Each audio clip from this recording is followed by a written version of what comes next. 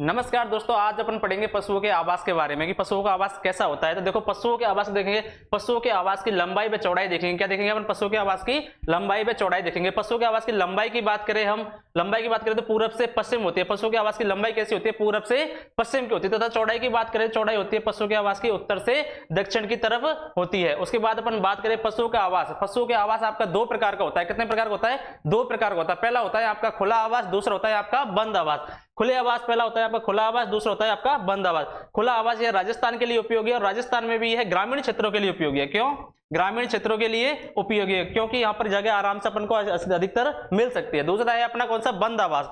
यह राजस्थान के शहरी क्षेत्रों के लिए उपयोगी है। किसके लिए उपयोगी है? राजस्थान के शहरी क्षेत्रों के लिए उपयोगी है। और यह दो प्रकार का होता है। कितने प्रकार की होती है? दो प्रकार की होती है।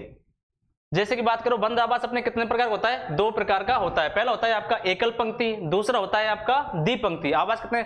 बंद आवास आपका दो प्रकार का होता है, एकल पंक्ति और द्विपंक्ति। एकल पंक्ति में अपन कम पशुओं के लिए अपनाते हैं। इसको किसके लिए? कम पशुओं के, जैसे कि 8 से 10 पशुओं के लिए इसको अपन यूज में ले सकते हैं। इसके लिए क्या जनरली अपन घर में इसको यूज लेते हैं, इसलिए अपन 8 से 10 पशुओं को आराम से अपना सकते हैं। यह अधिक पशुओं के लिए उपयोगी, जैसे कोई पशुओं का आवास है, गाय है, भैंसों, भेड़ बकरी आदि का आवास है, उसके लिए इसको अपना सकते हैं 80 से 100 पशुओं के लिए। इसलिए यह अधिक पशुओं के लिए उपयोगी है। और 100 पशुओं को मैनेजमेंट करने के लिए अपन को दो मेथड काम में लेने हैं। पहला है आपका हेड टू हेड विधि, दूसरा है आपका टेल टू टेल विधि। कितने लेने हैं? दो मेथड काम में लेने हैं आपका। पहला है हेड टू हेड, दूसरा है आपका टेल टू टेल। अब आपसे पूछ ले जाए कि पशुओं को बांधने की सर्वोत्तम विधि कौन सी है, तो पहली विधि है आपकी कौन सी?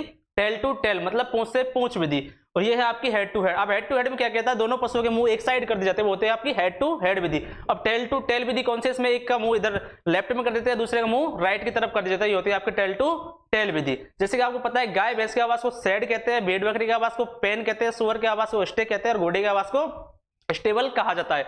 ऐसे ही पूरे आवास की बात करें तो उसे स्टेचिन बोन कहा जाता है। उसे क्या बोलते हैं? स्टेचिन बोन कहा जाता है। ऐसे ही मजेदार एनिमल्स की वीडियो को जानने के लिए आज ही हमारे माई पाठशाला स्टेट एग्जाम यूट्यूब चैनल को ज्वाइन करें। थैंक यू, धन्यवाद। जय हिंद, जय भारत।